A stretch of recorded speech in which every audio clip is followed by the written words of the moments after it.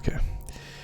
You landed near a beacon that your tech priest hacked, and you discovered that the navigators have been corrupted by an unseen force. They've landed but have lost contact with their forces. The locals on Charny speak with an unusual accent. While you can kind of understand words they're saying occasionally, you stutter, pause, go back, and you have to explain every word and understand exactly what they're saying. You found a strange structure with some coordinates you found with the beacon, where someone was calling for help. When you got close enough, you saw that there were aliens, Xeno-Eldar, surrounding the building. When you defeated them, you took one of them hostage. And even though he wanted to cooperate and share information with you, when you released him, Llewellyn, as the sister of battle she is, executed him while he was unarmed. She did? I thought I saved Jack tried to stop it and got shot on the top of the stairs to this structure. You then descended into it through an unusual door that you had to hack. A voice kept talking to you with a kind of unusual metallic machine voice. And it told you that others had come before. There are a few human survivors. And that you are not welcome. When you opened the door, you discovered something of an underground vault. It was filled with cogitators that are reminiscent of what you read about Archaeotech. It doesn't look like anything from your world, your reality. At the end of the room was a giant knight, but not like the knights you know, but a purely mechanical, perfectly built and welded in ways you did not comprehend. It was able to maneuver in ways you haven't seen before, and relying on relatively primitive technology, it managed to outmaneuver Eldar Wraith Guards who attacked the vault. You spoke to the man who presented himself as Gallant Abistein. He said that the aliens attacked long ago, and that others had come before, other humans. They only wanted wealth and resources, and you are the first to truly offer assistance. After a long talk, and after showing him a picked recording of the Imperium, of the various wars and battles you have fought, he slowly began to believe in who you were. You spent a lot of time with him, and you eventually gained a friend. Although he refuses to leave his safe base out of loyalty to his now dead night house, since this was a place where they stored most of their databases. You get the impression that the people on this planet have some level of technology. It's not more advanced or more primitive, but on a parallel level different than anything you've seen or anything you have. You offered assistance, and he said that if you can reach out to the city of Charny, the last stand of humanity on this world, and you can speak some sense into them, that he would join you in your battle. Charny, he said, was a city of traitors to the humanity of this world. They negotiated peace with the aliens in exchange for stopping all of their engines, all of their factories, and laying down their arms. They are effectively defenseless, but there are hundreds of thousands of them, according to him, and possibly others that are still alive on the planet. The Eldar don't want to wipe them out, they just wanted to disarm them, and once they were no longer in the way, they had no interest in massacring them. Augustine was too, perhaps, brave or stubborn to realize any kind of peace with the aliens, and will continue fighting. But you left that place, uncertain of his fate, and are now in the desert once again. None of your ships work. The Inquisitor ship is orbiting the planet. It is without engines, like all of the ships in orbit. Even the navigator ships do not have thrusters, and the only way to land is just to throw something out of the bow and hope that they somehow make it to the surface. You, as the foremost specialists in subterfuge and infiltration, were sent first. You are elite members of the Inquisition. You decided to go back to your ship, and now you're inside this broken hull of a crashed ship that you didn't quite manage to maneuver with emergency thrusters. 3 of your comrades are laying on medical beds, bleeding,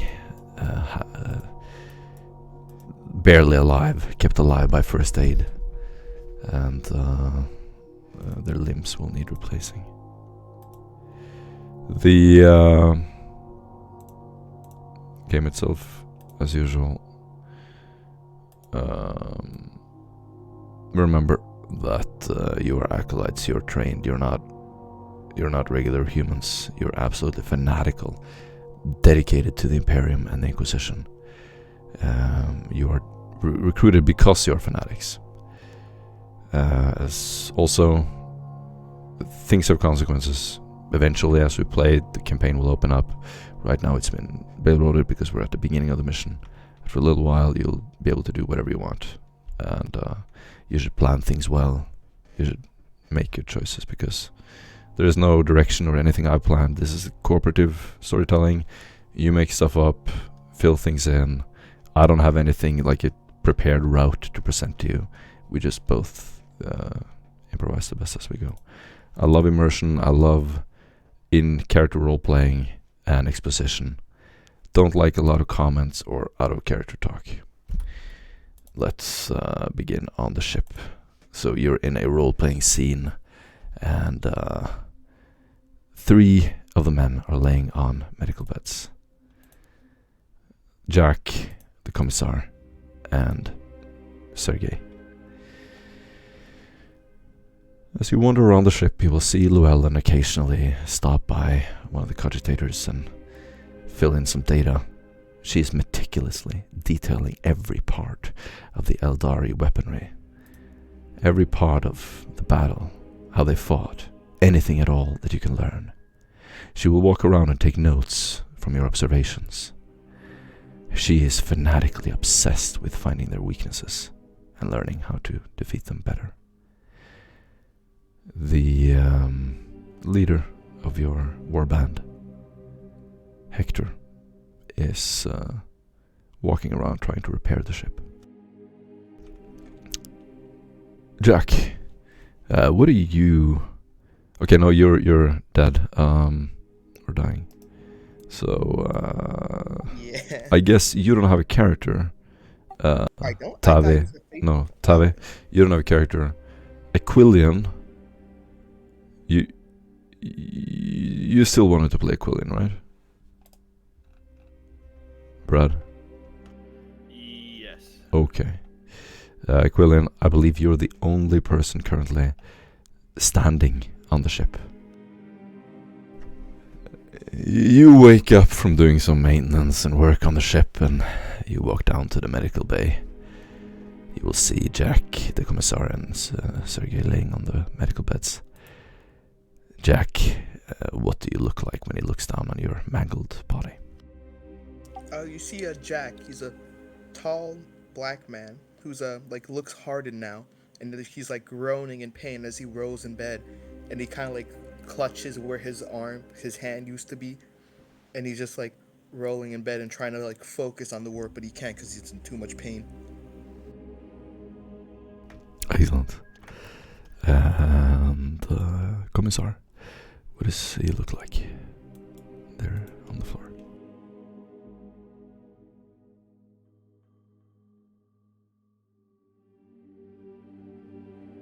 About that, I was sitting there talking when I was muted.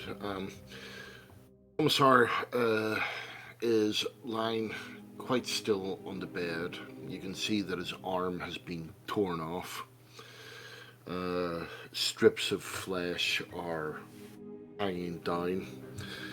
With a great gasp, he goes, looks at his arm, goes, "Well, that's not great." Awesome. Give me inspiration point. I was grinding his teeth. Goes, "Well, I think I've rested enough. Perhaps it's time to get back to work."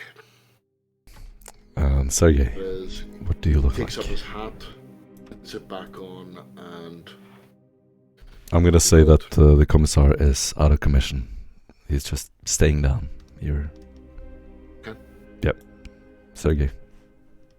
You're gonna see a slightly pissed off man laying there mumbling curses as he's just staring where his arm used to be, trying to move around the small little stump he has left, as if it's still a full arm. But most of what you hear is muttered curses and desires to rip the arm off of the bastard who did this and slap him across the face as many times as it takes to break his neck. Okay. As you walk around Quillian, you will hear that you're being hailed. So the Vox device will start beeping, transmitting it to your microbead. Willie reaches up, depressing the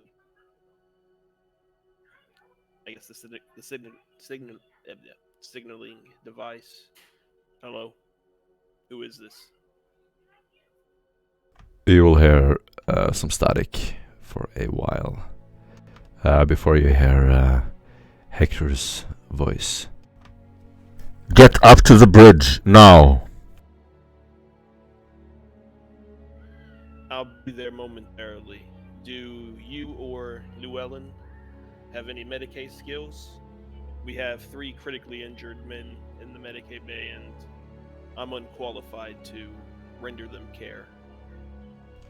"I believe you have seen me patched up your wounded soldiers before. How could you not remember this?"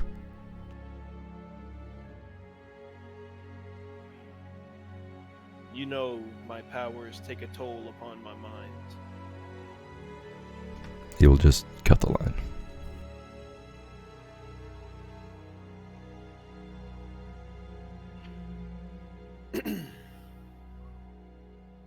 Aquilian will switch over the line to Llewellyn. "Llewellyn, can you come down to the Medicaid deck and tend to the wounded we have?"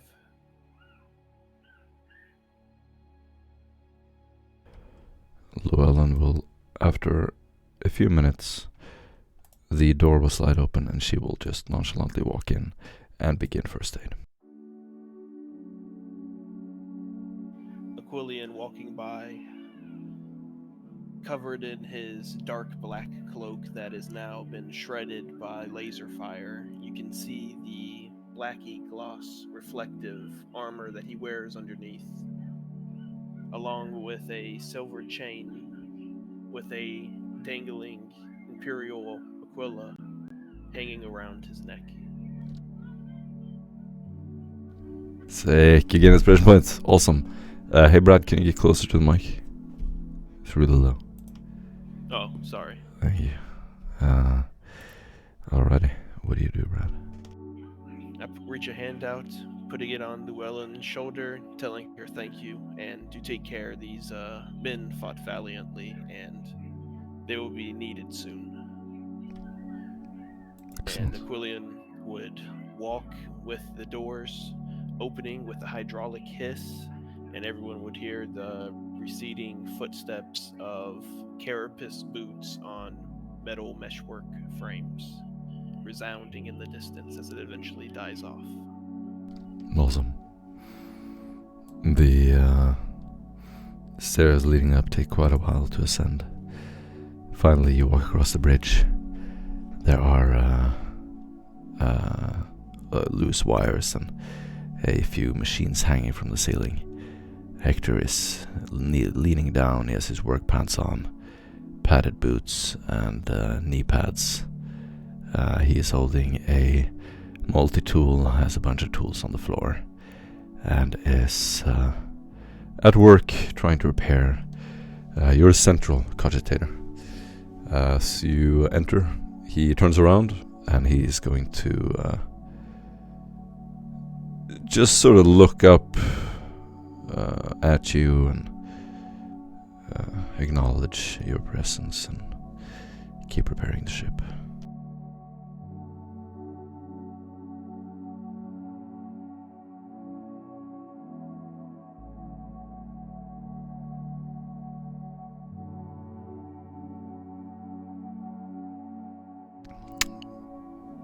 It's all on you, Brad. You're all alone. What do you do? Sorry, forgot Bush to talk. I will give a head nod to Hector as I walk over to the communications array on the bridge to see what message has came in. Awesome. The Voxcaster has several channels, and you sort of flick back and forth and have a little bit of trouble catching the signal. You can do a security test minus 30.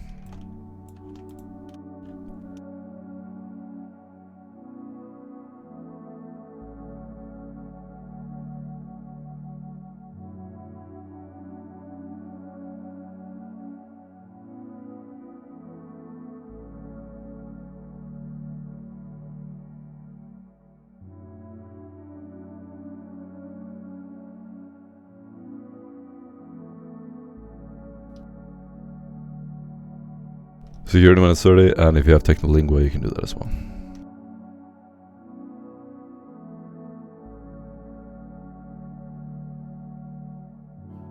My rolls aren't populating. Alright, I'll roll for you. Oh, there it is. Perfect. You actually decode the signal so well that you receive a data strip that fits perfectly on your data slate. As you pull the data slate up, connect it to your microbead, and begin to play, the message is immediately audible and translated into Low Gothic. You know that Samacri Corpum is quite good with code and embedding code into voice. You've seen them do this before on the ship, no doubt. The data is in Technolingua, but it's being translated by your device. He As the voice is audible, you can see Hector walking up to the front window, pointing up to the sky as if to attract your attention. You hear a lot of static and Samakri's voice. We observe the battle. We are aware of your situation. The Eldar have surrounded your world. Attract us Then the voice disappears for a while.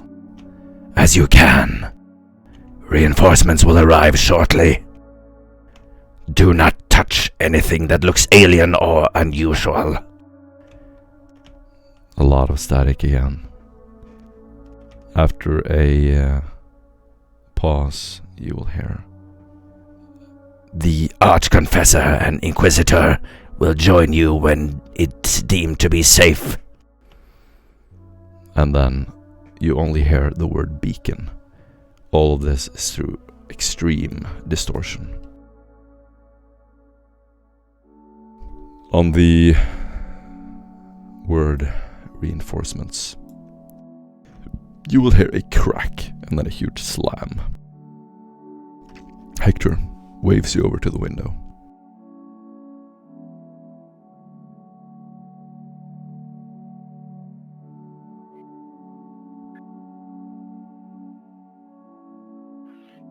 Aquilian will walk over to the window, looking out to see what Hector is doing him.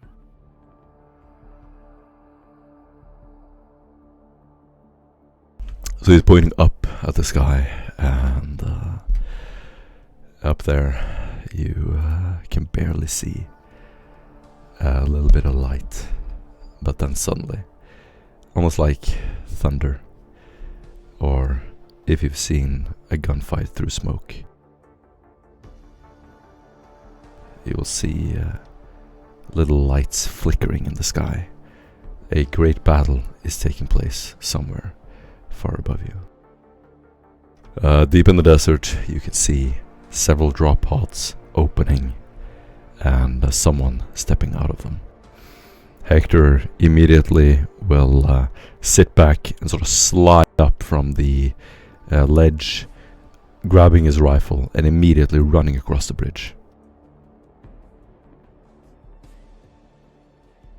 What is it that you see, Hector? Who are they?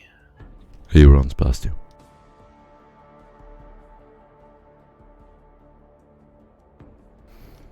Running out I'm into gonna the take a light. look out. The light is blinding if you run out to the exit ramp. You will see Hector through the sunlight glittering and the sand hanging in the air. Far, far in the distance, you see these two metallic shapes. Then you see two silhouettes slowly walking towards you. I will run Shaw, after, can you describe Hector. yourself? Wearing tattered robes, red in color, with cord at its end, with white cords at its end. Figure steps through the sands as his descendants once did on Mars. However, this is no such holy place. His visage is populated by tubes, ornaments, and other divine blessings of the Omnissiah. White lenses populate his right eye as it splits in several smaller devices which detect movements. His left side has nothing but an eye, dead, hollow, milky in coloration. The iris is yet still capable of seeing threats. Most of his face is either bone or machine. Different instruments lie on his belt. His armor, nothing impressive, anything you would see on an engineer or on a guardsman. But other than an autorun, many instruments of worship for the Omnissiah, a servo skull that could assist in technical technical abilities allows Stratter to break down any opposition that would stand between him and the sick king of knowledge. And he steps forward heavily as he is wary of the battle in orbit. Awesome. And Shaw, as you walk through the heavy sand, what does Askellon see?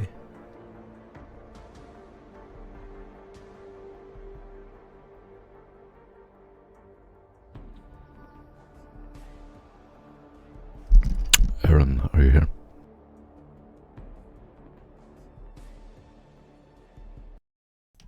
Alright. Walking onto the ship. Sorry, apologize. He forgot to muted himself.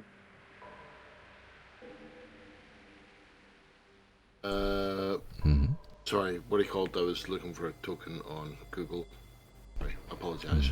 Is that the right token on the screen? No, that's Rickoff. Ah, okay.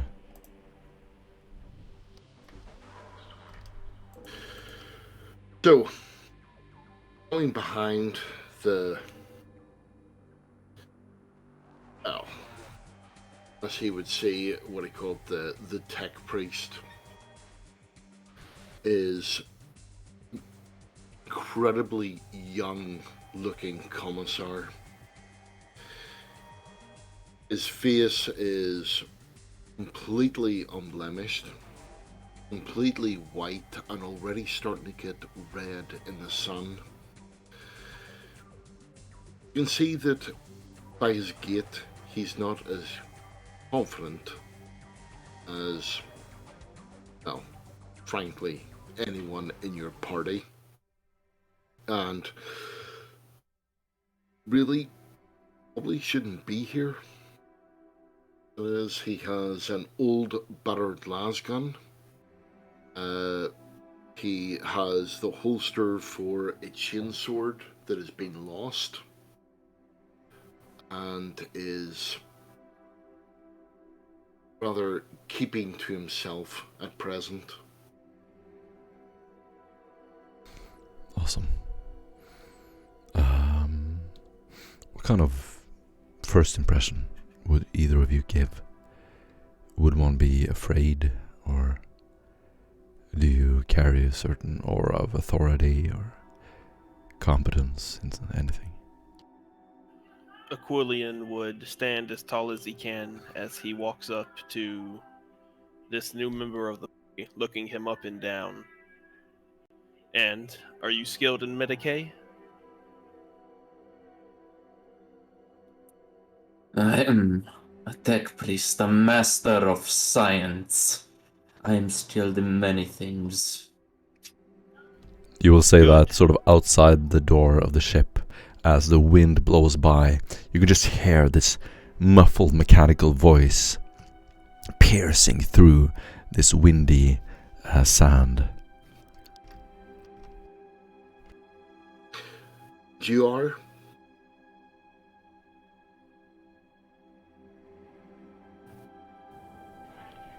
I am Askellon. It is nice to meet you both. Your names are of little import. No output data can be offered from you. As Matthias looks to the side, do I see the other guy next to him? Oh, absolutely. Yes, you can see, everyone can see each other.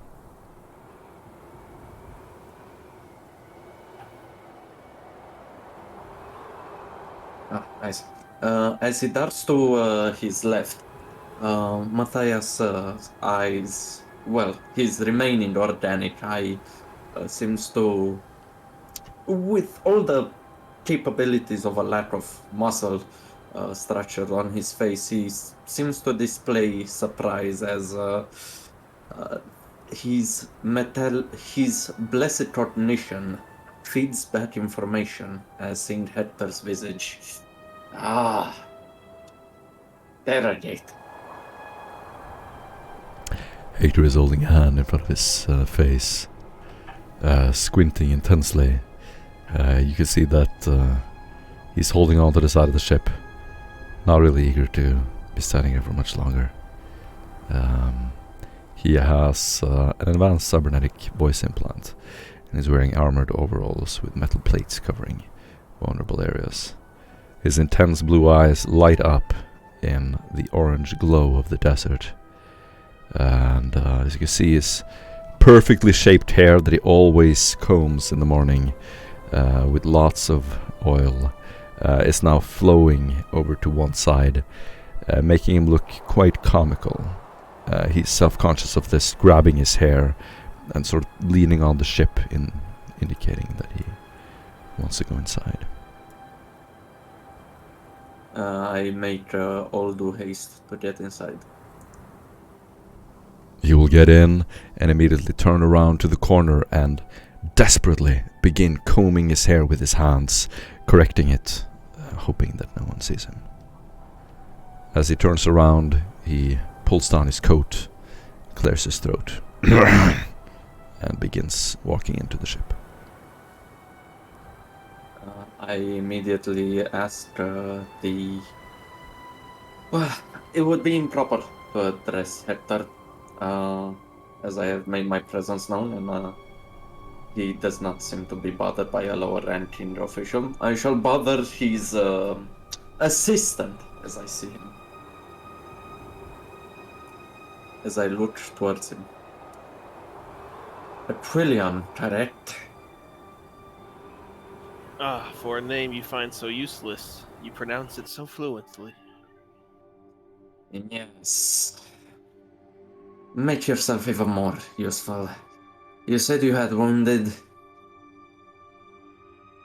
Yes, if you could, please help them recuperate. I'm not too sure how good Llewellyn is, but we need the manpower with what we've been fighting out here and what we've come across. My role We could have is... used you earlier, but it's good to have you now. There's lots of archaeotech on this planet, so do keep an eye out. Nothing good comes of it. I was held up a bit in atmosphere, as you have noticed, from the burning wreckage I've landed with. Please, if you could, lead the way to the morgue, I would say. Of course, this way. Aquilion, And if I may have a moment of your time. a moment you do have. I suggest you watch as you speak, guardsman.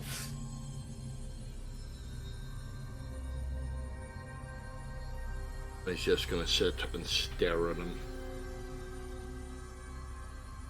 Now, Yes, what do you... if your friends' lives are so little of import, I guess we could spare a few moments while sitting here, waiting their life trickle down second by second. He does have a point. Let us walk and talk. If you so desire. Can I ask, who are the wounded?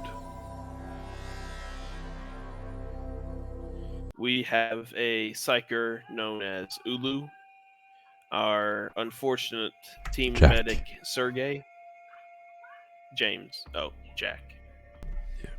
Our team medic James, and one commissar Rykart. So his character is Sergey, his name is James.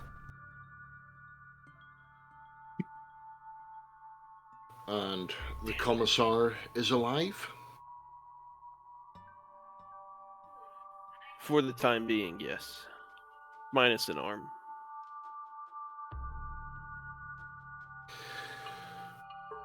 Well, my mistress, Commissar Algardo, would be appreciative if he received the best treatment.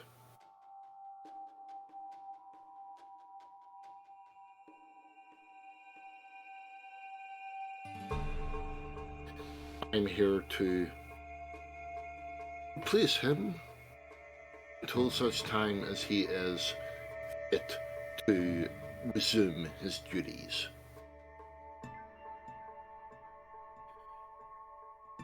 That sounds most agreeable. We have a city we are soon to depart to.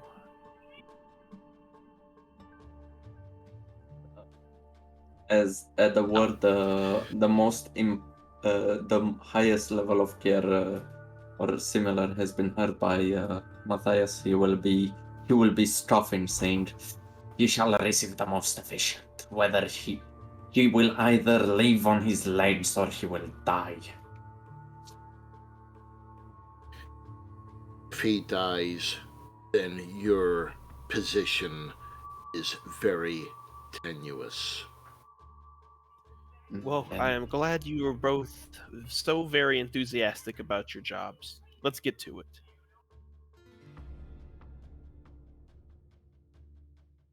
Indeed. Sorry, I do apologize. My name is Sebastian von Holt of the 102nd Cadian White Shields. Ah, you're a youngin' then.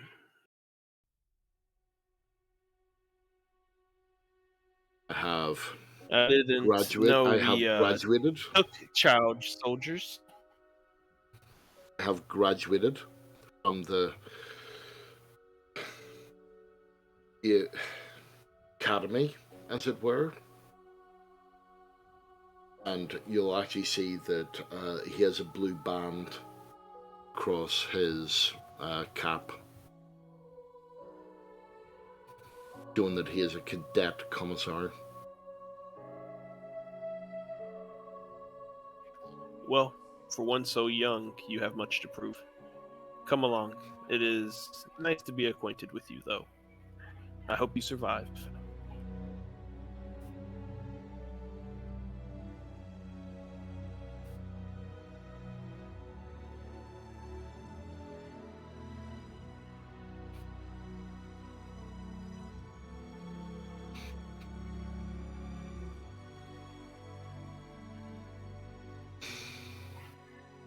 And Aquilian would show the new commissar and Matthias to where the Medicaid bay is.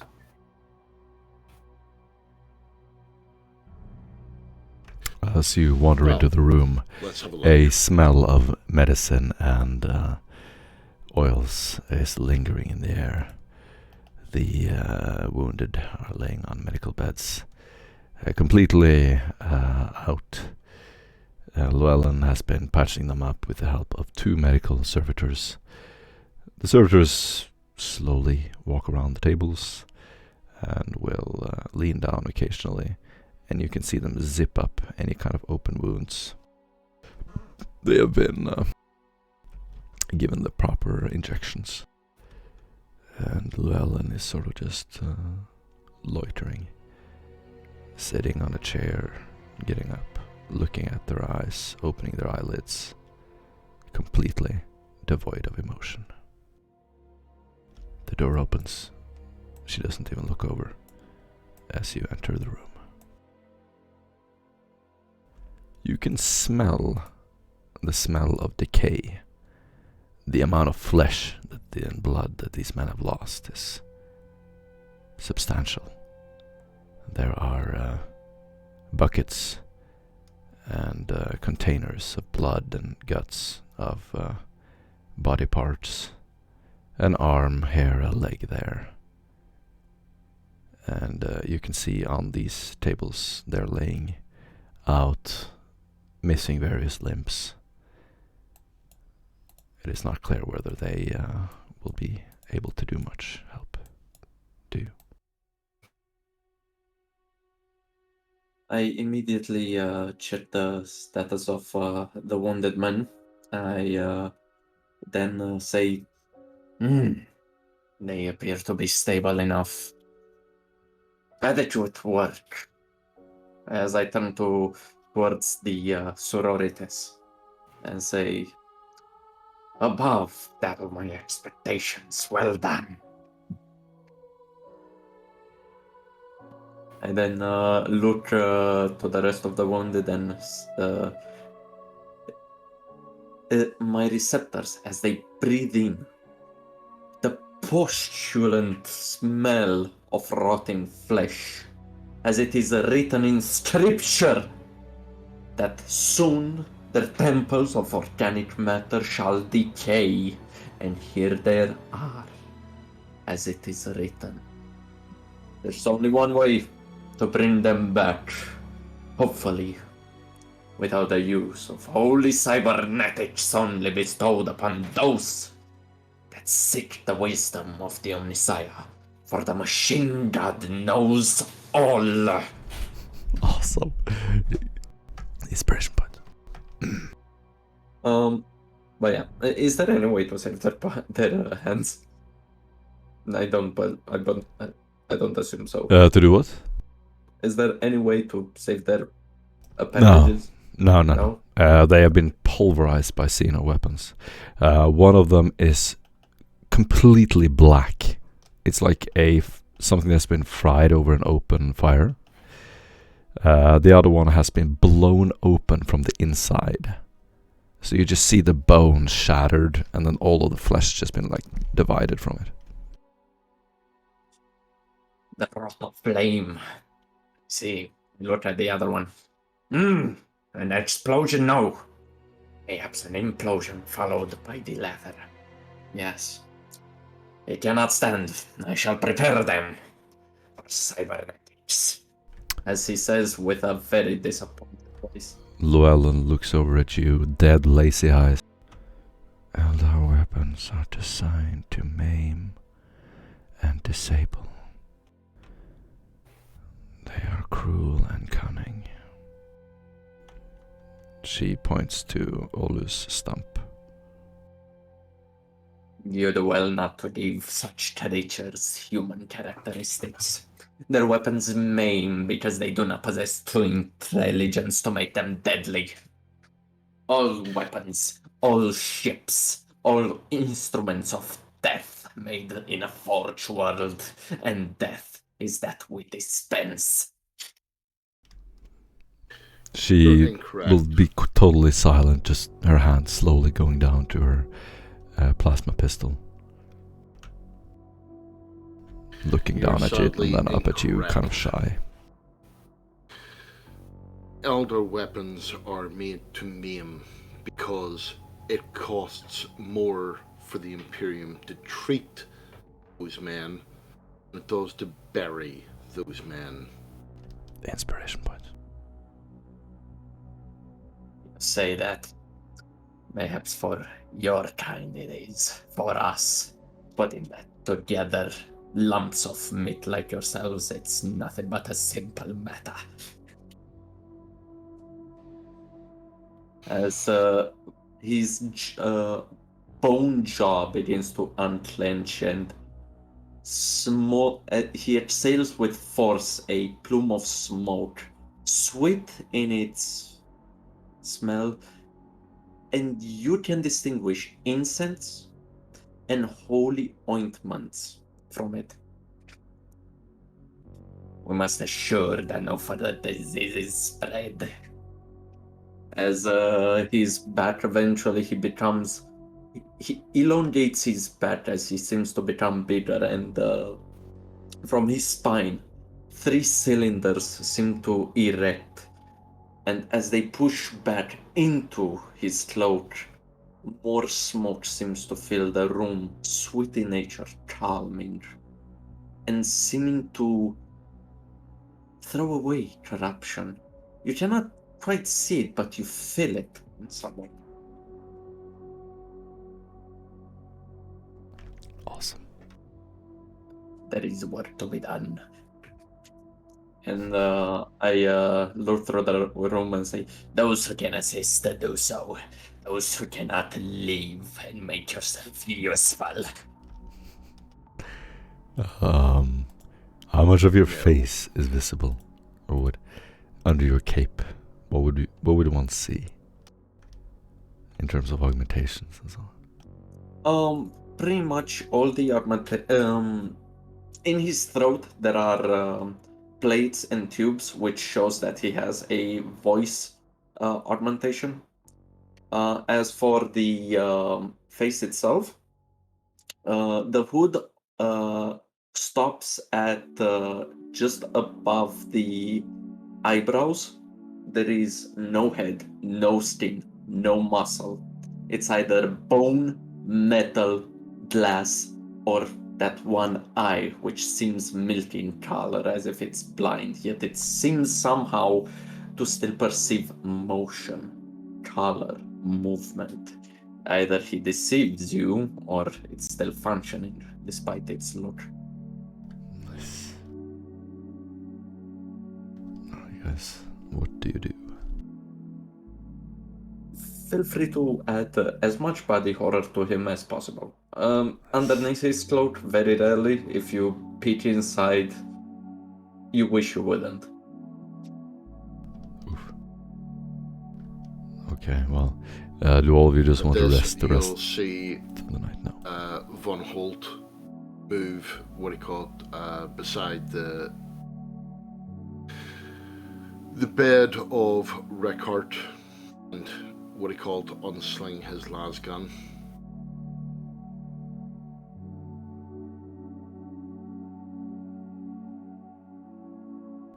Just stand there, sentinel. Llewellyn will look over to you, and slowly her eyes and head will sort of slowly glide back to the commissar, looking at him as if she's mourning. She looks... You sense a hint of sadness.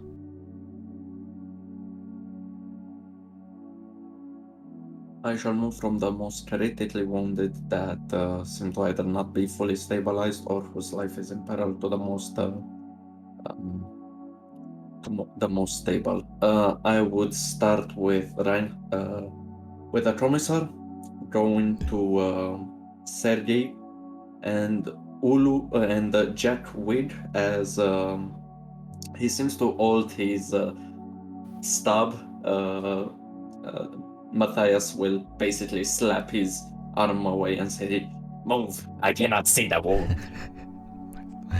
Yeah, you got 12 degrees of success there. You have no problem whatsoever working with the servitors on your downtime.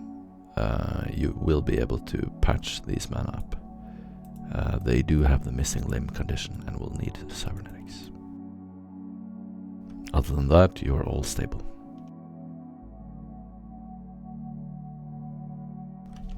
Jack, or actually, so the rest of you, do you want to do anything this night before you go to sleep?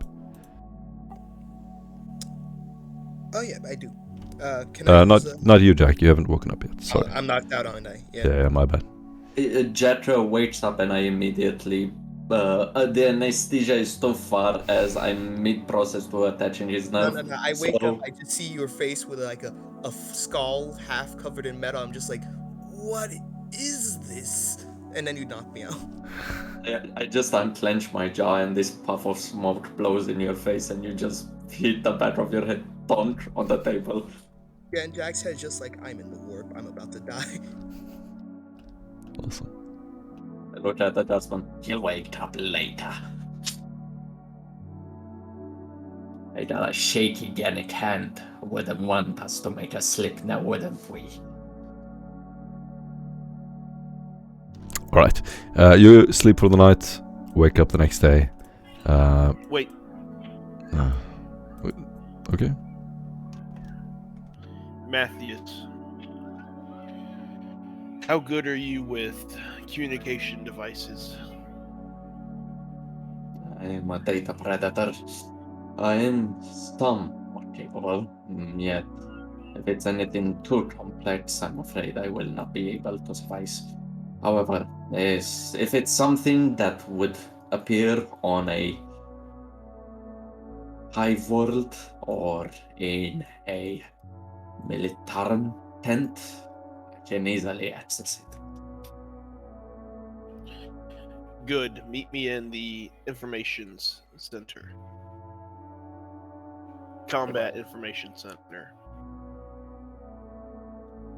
Should I summon the others? Well, the guardsmen, the others are a bit passed out. No, unnecessary. Either you'll be able to do this or you won't. I was hoping you would be able to establish communications with an ally we've made so far on this planet. He's in, and Aquilian will show a map to you, like a holographic map that displays up from this table, and he triangulates this position. Would you be able to scan for any frequencies here to try and pick them up, see if we can get in contact with them?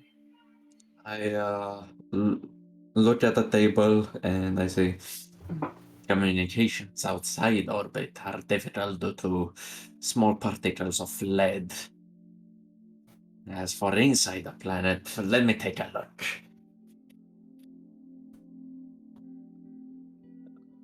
What do I see? Is it capable? Am I capable of, or is there a way for me to able to make a Vox bridge with a client that what are you trying to do? basically I want to make a Vox link with a client cogitator that Aquilian said. Fuck. Okay, I'll stop being a tech I want to see if we can radio Aquilian's friend. Who is Aquilian's friend? I don't know. You should ask Aquilian. The Knight. Oh, I see. Abustain. I see. No. You have no chance whatsoever. Abustain. You have no idea how your Vox would communicate with him. Question, is this asset of yours underground? Yes, he is in a bunker. Dust storms throw lead into the atmosphere. He's underground, beneath the sands, which contain lead. You do the math.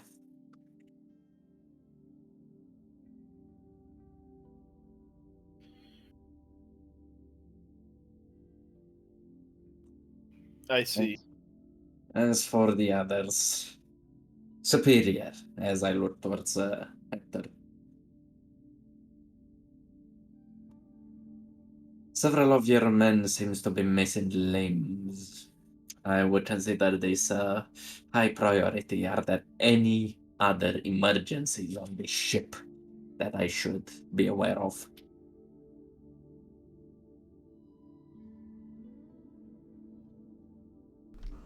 What are you trying to do? I'm asking Hector if there's more important things than making cybernetics for the fallen soldiers. Oh, Hector is completely busy with the radio. As soon as you say that, he will look up and go, I'm tracking something. What? Yes, make whatever you want. You're in charge of the machines.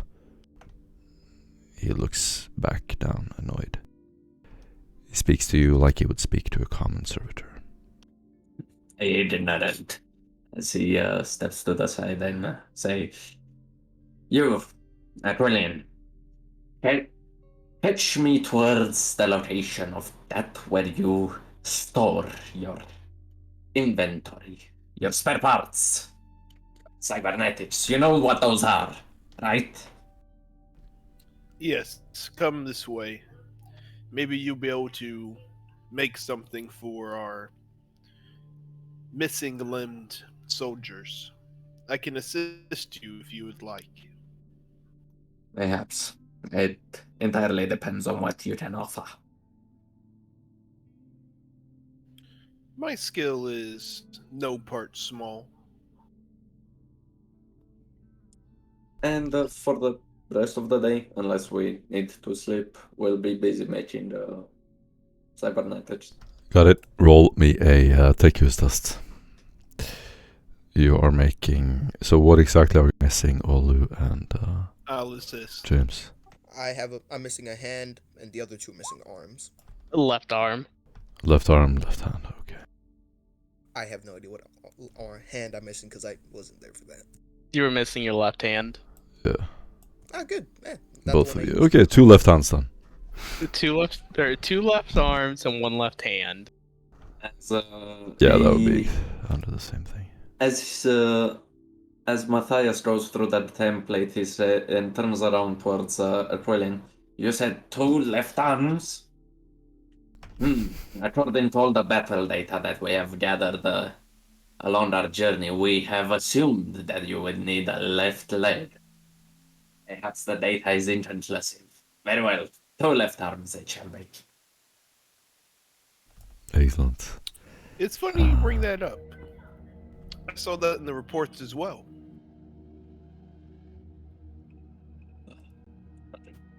Scarcity affects the difficulty, or Exactly. Yeah.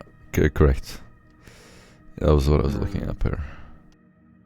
okay. So this offers plus 20 to trades, so tech use will not be affected. Say again. This room offers plus 20 only to trade, not tech use. Correct. Correct. Got it.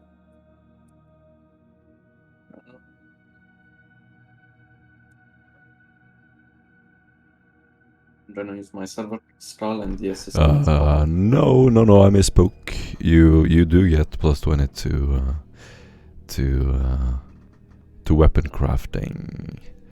That's a trade. But Cybernetics or something else. okay, yeah, I think you're right. Okay. Yeah. It would be a minus 20 then, I think. Hands normally are scarce, so that Okay, would be minus 10. minus 10. I don't presume any of you want fancy hands, right? At least you'll get a hand. I can guarantee you'll get a hand. I kind of want a fancier arm, so... Fuck you, you only get a hand. Want a fancy hand? Fucking buy one. Who would have fancy? Do you still... This is out of character since you keep talking about Rykard being you, even though you have a new character. Do you still want to play Rykard? Yes. Yeah, okay. Oh. That is 3 hands, Okay. correct? Rykard, does Rykard, what's Rykard's injuries? Exactly.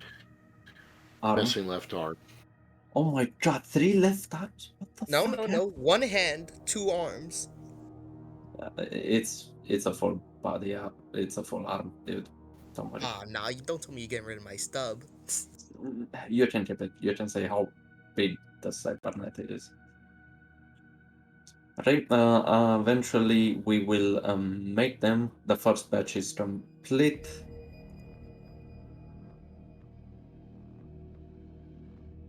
Second arm is complete. Aurelian, a star-shaped screwdriver, please. Yes. Coming. And you hear the jostling of tools that seem to be in the toolbox and the scurrying of feet coming back to you before the tool is handed to you.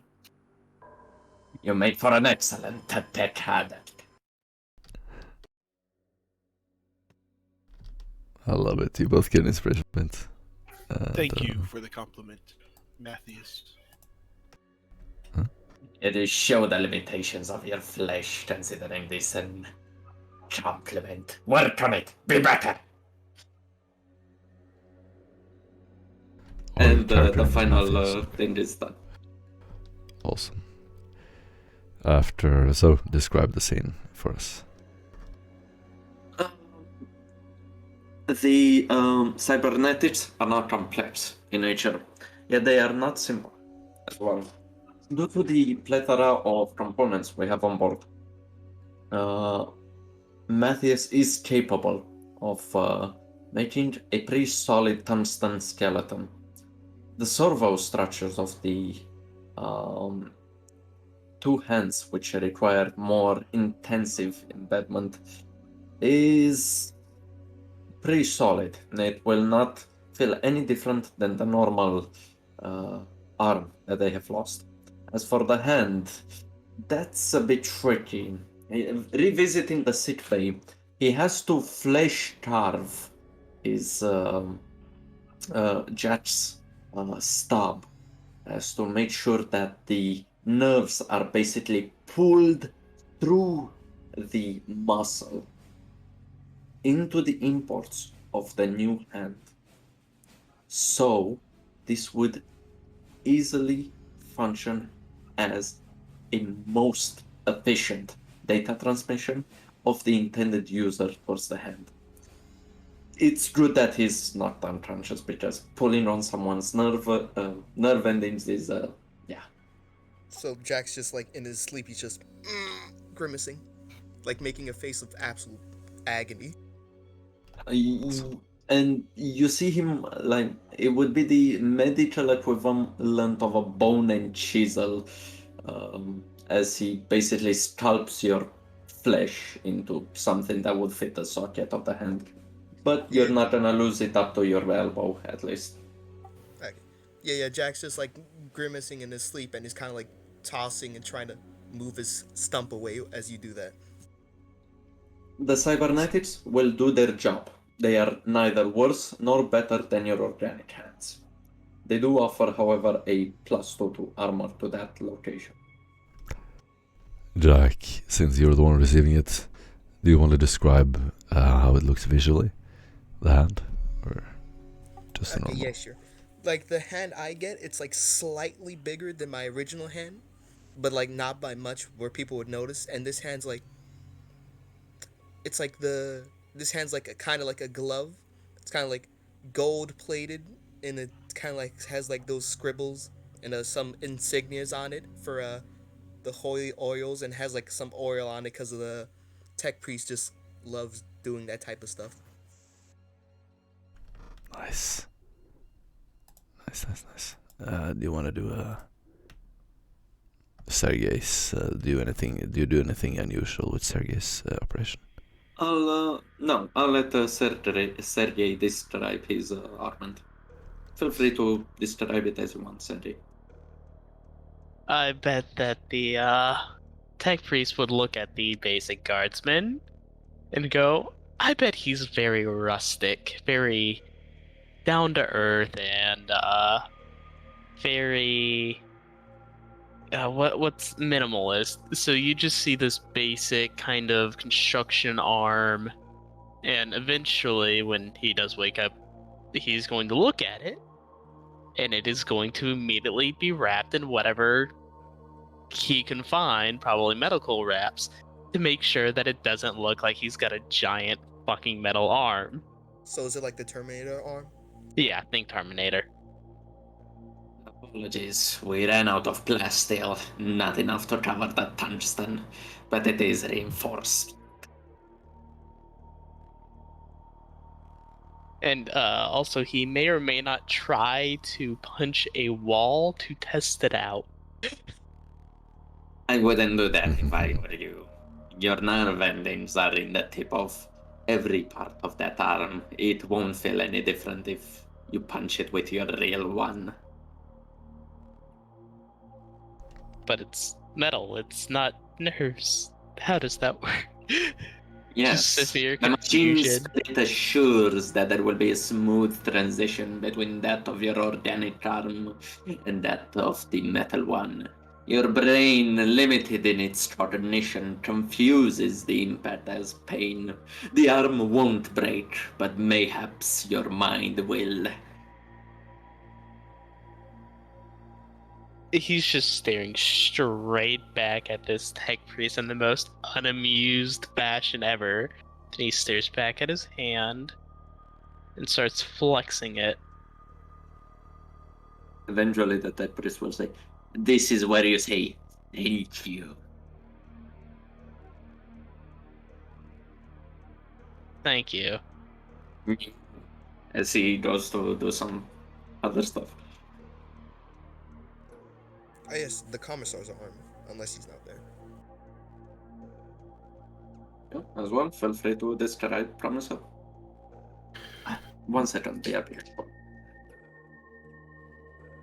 Okay, well, as his arm is being fused on, he will be given an injection which brings him through. seeing that all the rest have regained consciousness, Cadet Commissar Holt will give him a bit of wood and say slowly in his ear, "Bite down on this," and insert it into his mouth and bite down as the arm is attached, whilst looking at everyone else and not making a sound.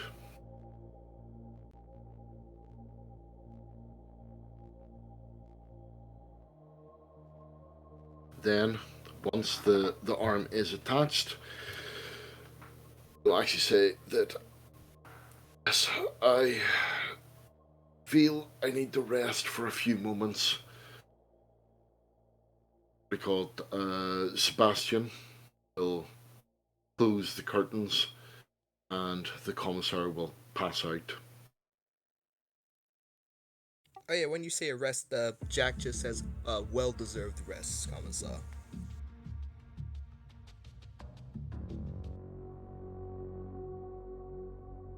Awesome.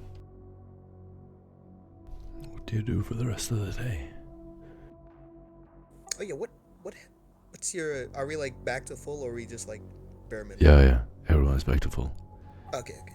You'll stay there for probably 2 days is enough for everyone to regain their wounds. Yeah, while we're just like sitting there, I'm just gonna Jack's just gonna be meditating fully on the warp, trying to get his hand acquainted to it to see if he can use his power through his new robotic hand. I mean, cybernetic hand.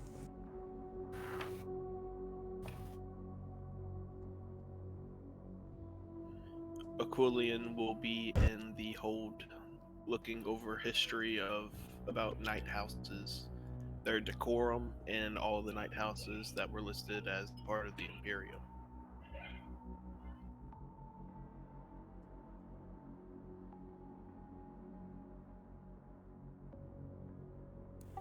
After Jack is done confirming that he can use this hand with the warp, he's gonna he's going to focus on his staff once again, and it kind of glows golden as he goes into the warp to see if he can get any more information on the planet. As I use a Squire's gaze again. What kind of information are you looking for, specific? Oh no, I'm just looking around. Around the ship? No, it just says to roll it. Then the GM tells you whatever you get. That's what it says there. Yeah, you need to direct it in a direction or towards something. I'll direct it towards the navigators, trying to get any more information on them. Okay. Wait, no, the Eldar. The Eldar. Alright. Yes, roll Senescence.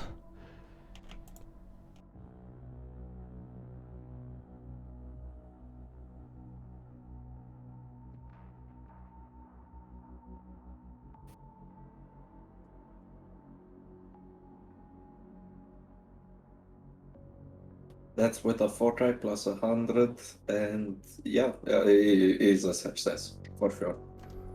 How many degrees? Oh god. Are you sure you want me to tell you?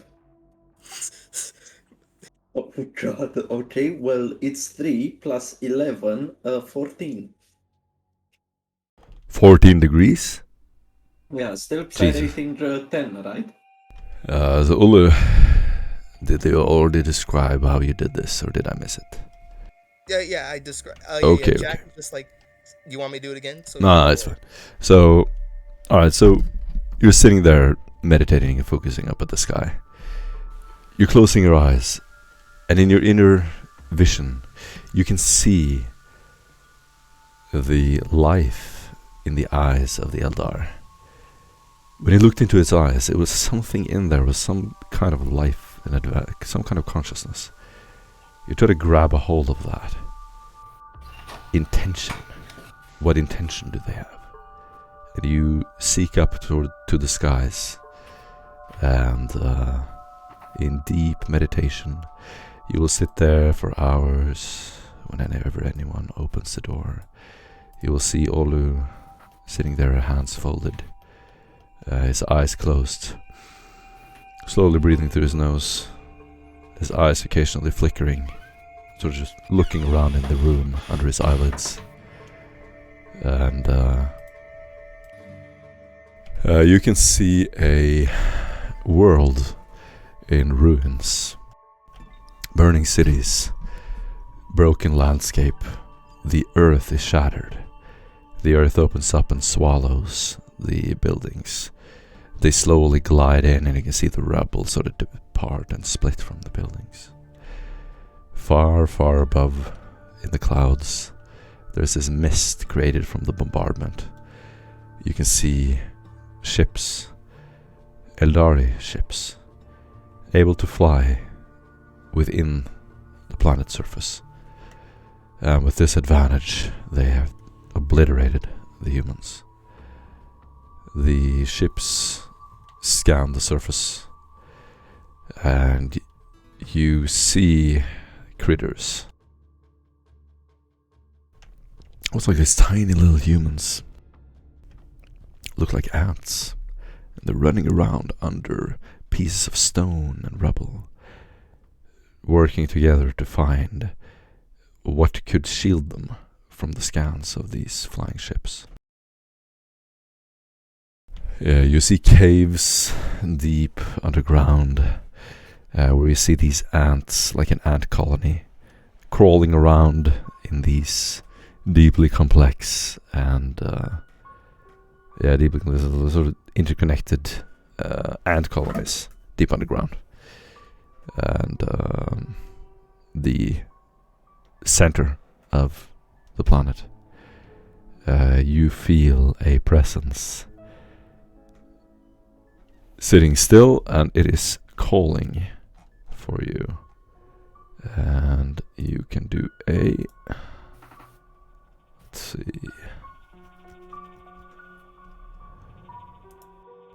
Second. You can do a Forbidden Lore Xenos test, Eldar. Yeah, I don't have anything in that. You don't have it? Okay. Yeah. So you're gonna see some phenomena, and That's it. That's the only Forbidden Lore. Okay.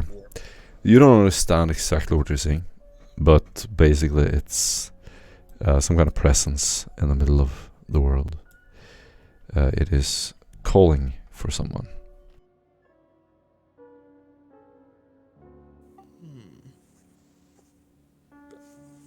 I think I just saw what happened to this planet, but there's something in the center. I must find what this is and see if it's dangerous or not. As you awaken, you can see a flickering storm expanding, surrounding the sector, and you hear a whispering voice. The storm is my eye. You wake up in the room all alone. There's this lingering silence in the air. As I like wake up, I go to like Askellon, since he's the only other war person here, and like tell him about it and see if he can give me an interpretation.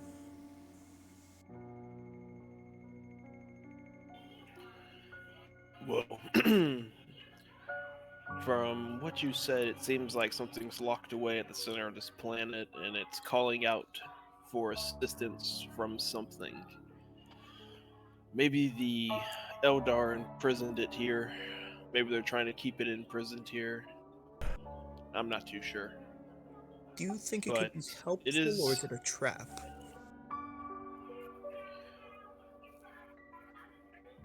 If the last thing you heard was the warp storm is my eye, then that might just be a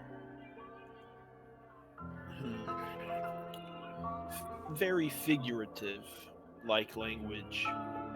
That might just be an essence of their power, an aspect of it.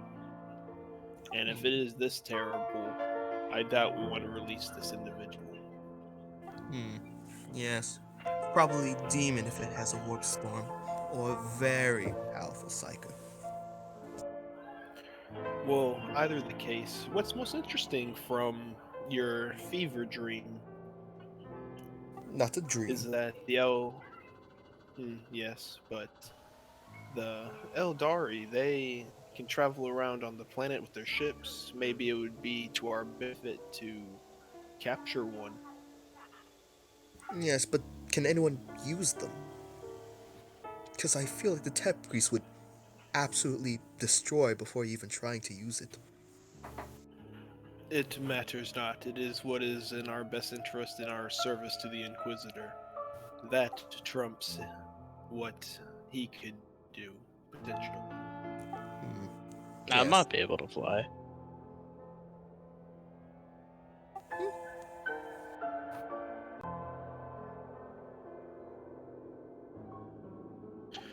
But come, it is a new day. Yes. Let us see how the rest are recovering, and if everyone is fit and able, we need to head to the city. Yes. We've been delayed too much. Last time we saw it was slowly falling. Last time I saw a vision of it.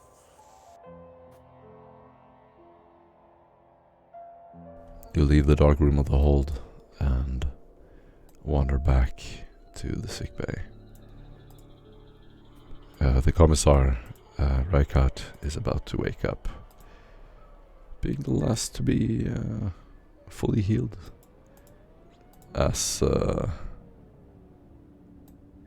Would you like to say anything about what Commissar Hold is doing, Aaron? What does he do? Well, the Commissar, I believe that you have been adequate in your duties. You are now stand relieved. I will take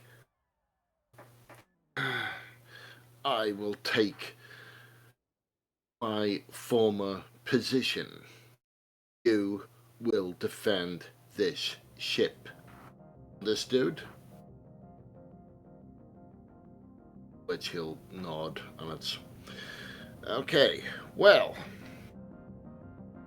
I seem to have a shiny new arm, so pinch it a bit, but let's get into it.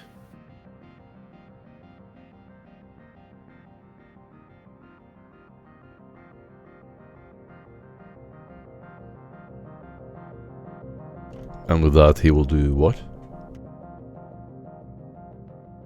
He's gonna stare at everyone else and go, well, it seems that yous were all,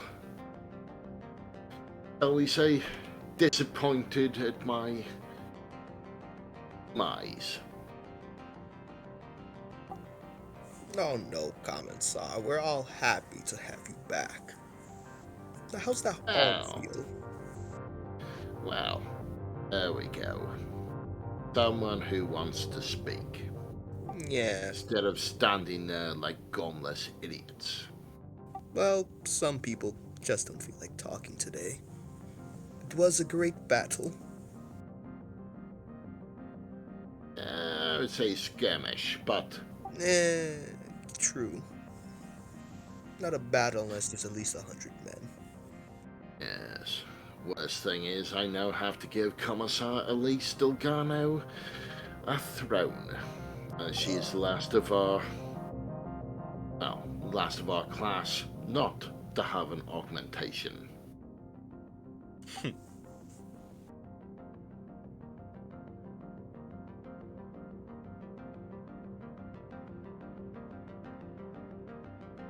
Anyway, let's get to it. Yes. Let us see what the others are thinking.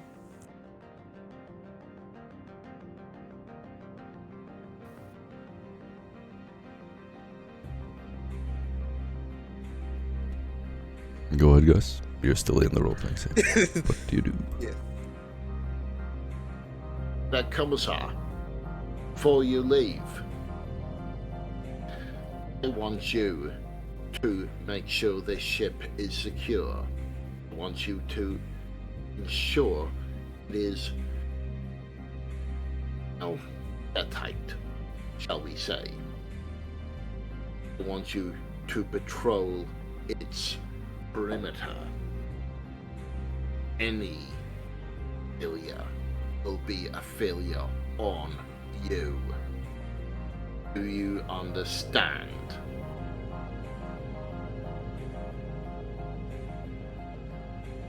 Remember, you are still a cadet.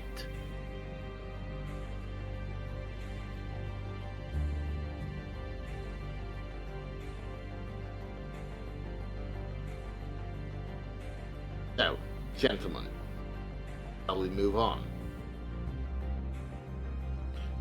Yeah, just get in the damn transport. Yes, we have a city to go to that was under siege. Where's that city?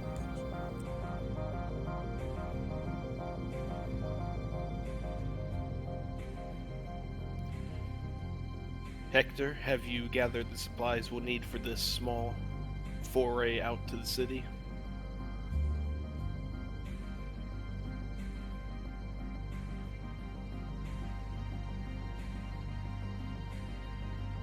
What do you do? Oh, he just asks Hector for the supplies.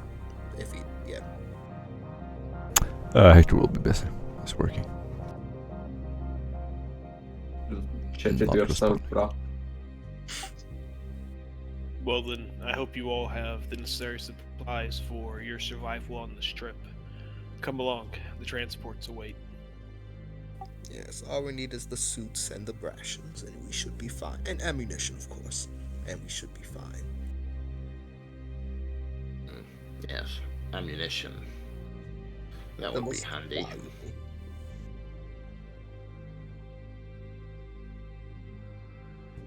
I suppose anyone has any bolt rounds. No, they might be in the cargo hold. Probably has some bolt rounds. For the guns for the ship.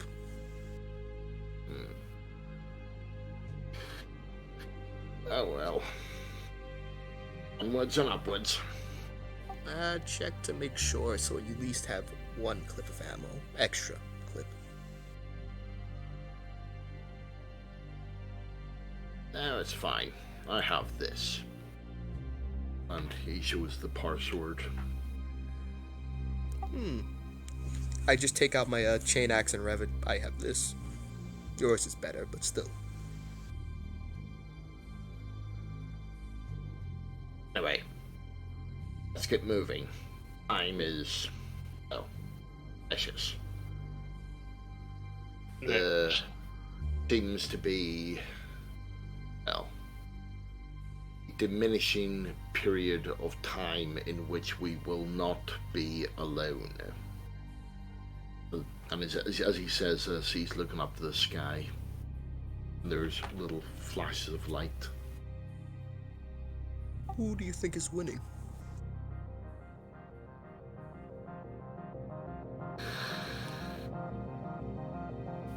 I'm sure we'll find out soon enough.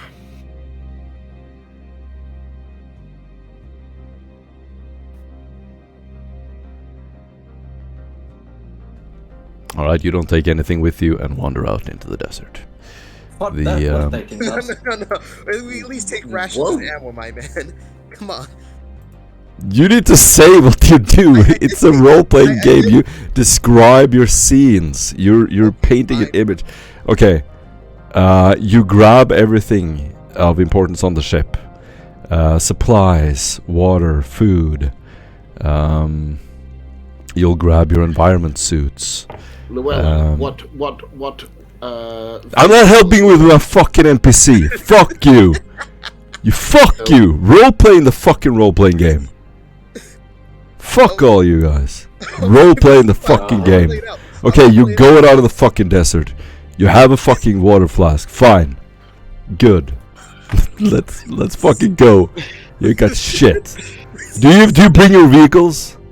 Yes, of course. We're taking the vehicles. We're putting the stuff in the. Why did you say that? Driving. Because I've not been able to speak yet. There's been dead radio silence for 15 minutes.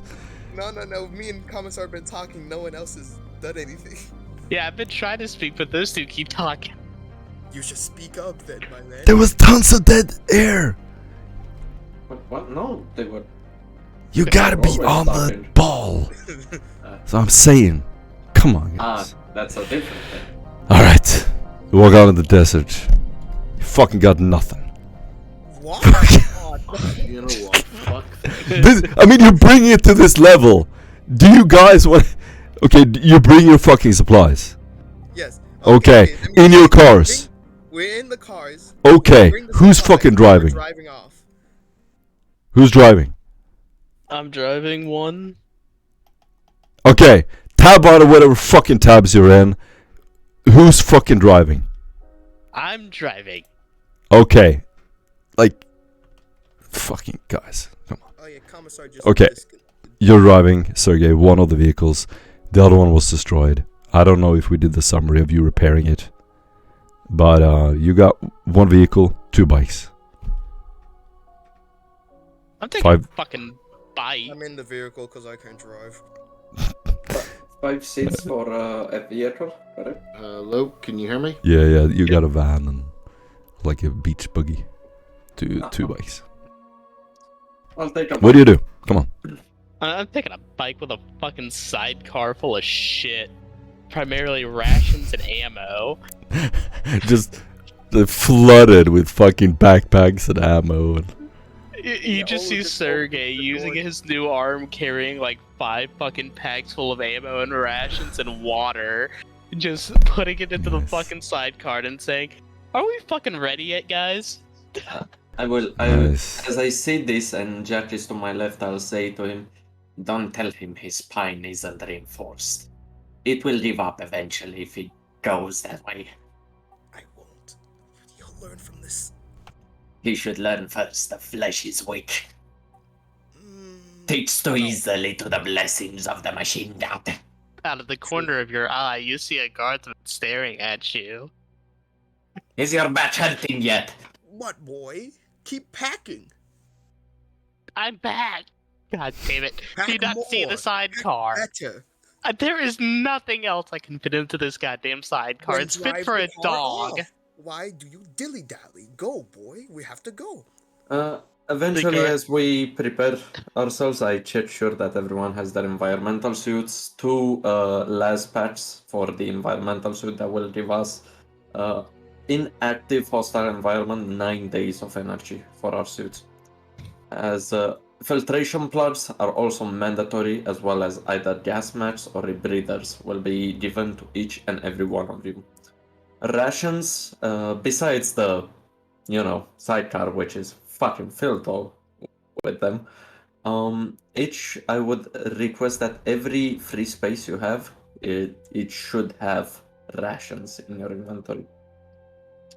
As for the vehicle distribution, as said, Sergey will be with the motorcycle and body. I will motorcycle and sidecar, and the tech priest will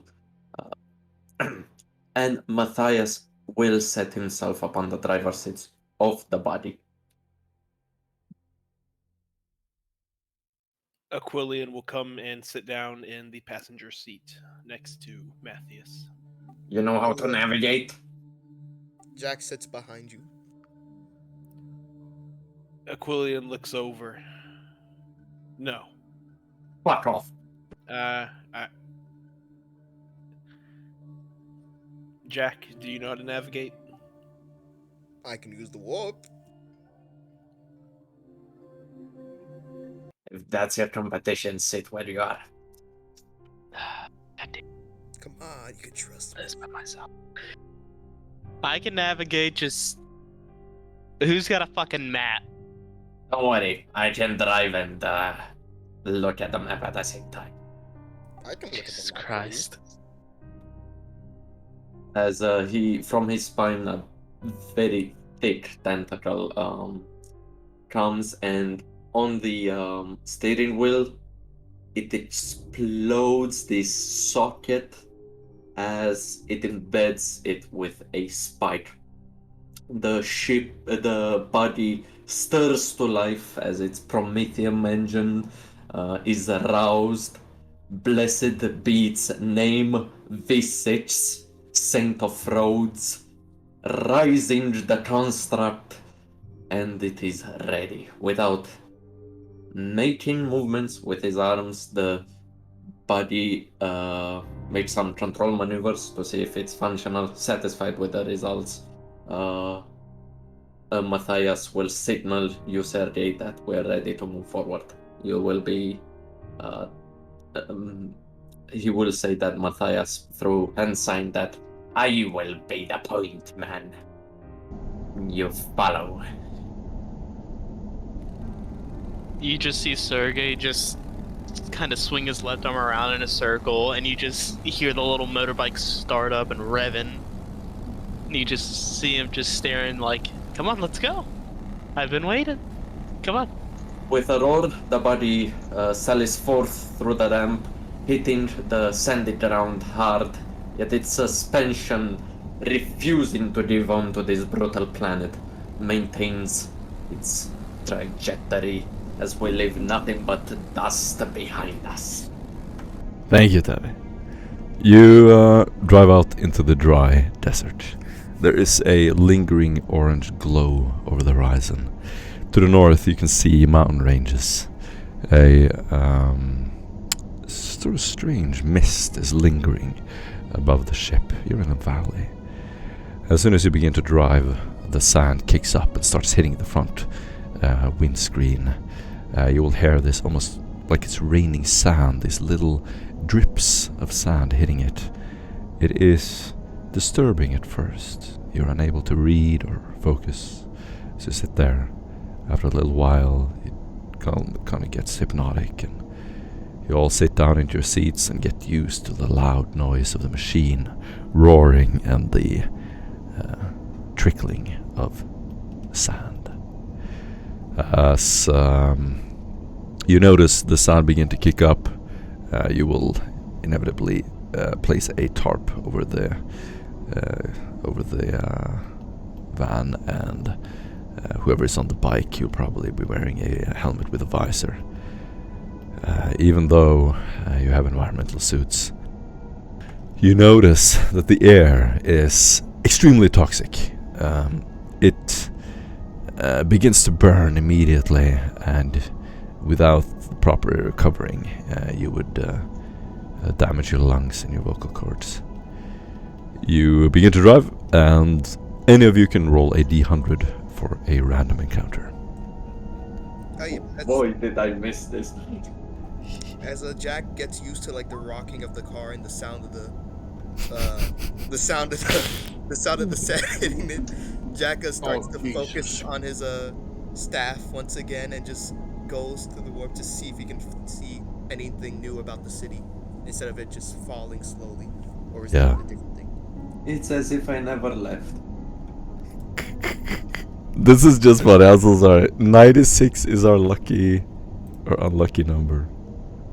We rolled 96 more than anything in the world. Can I spend a fate point? You can't spend shit. Fuck you.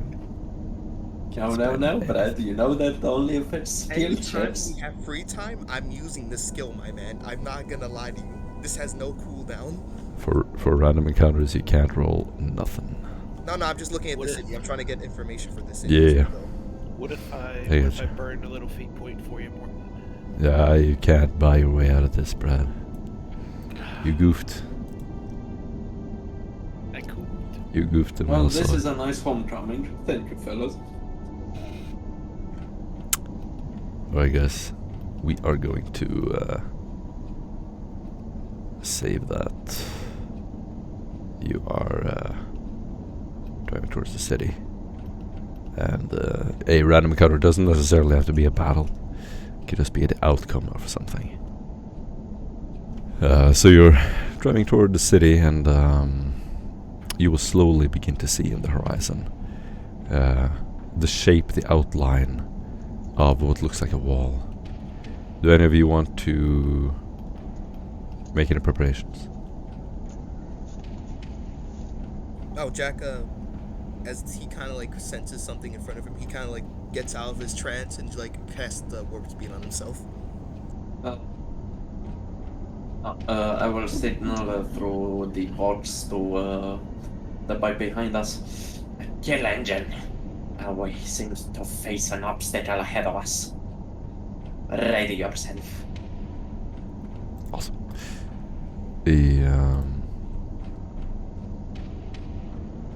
In the horizon, you can see a giant wall.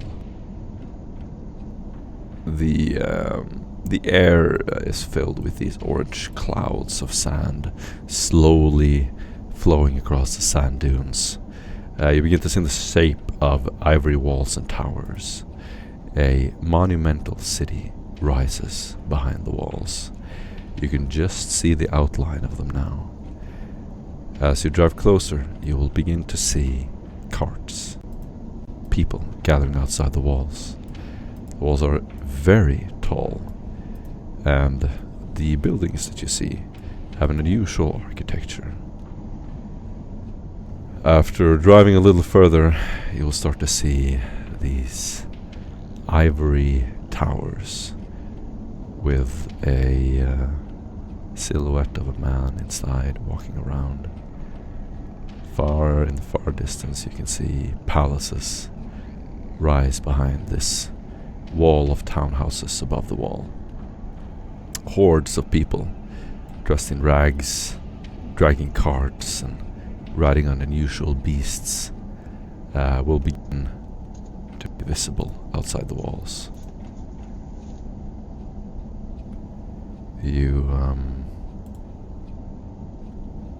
Do you drive up to where the people are?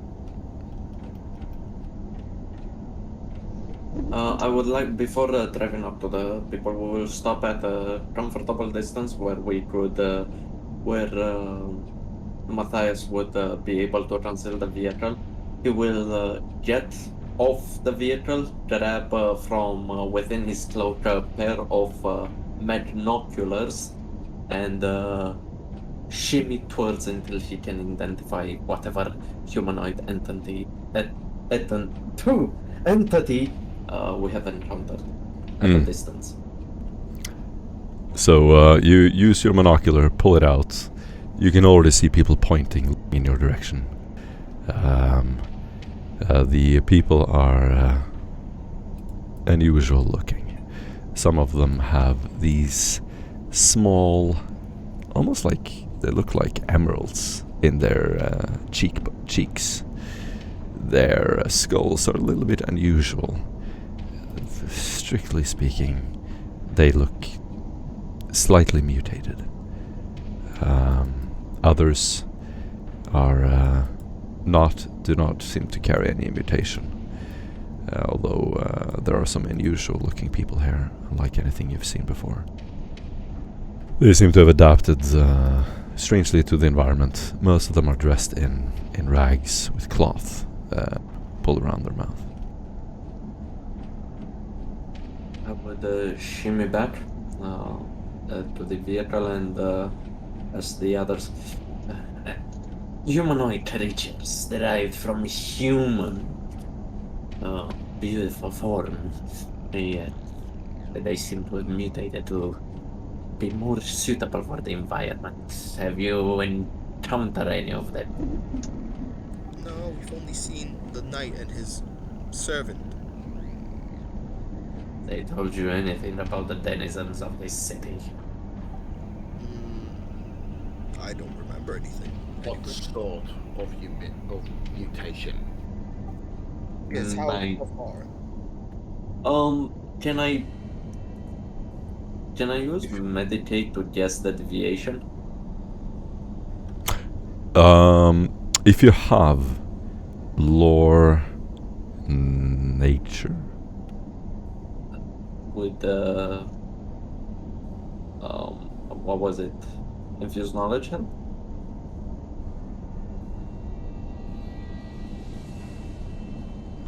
let's see. Scholastic lore, nature. Yes, you can roll that at a -20.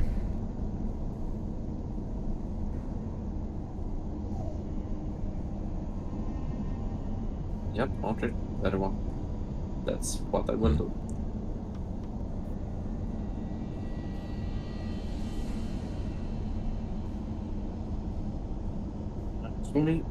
Benzene minus 10.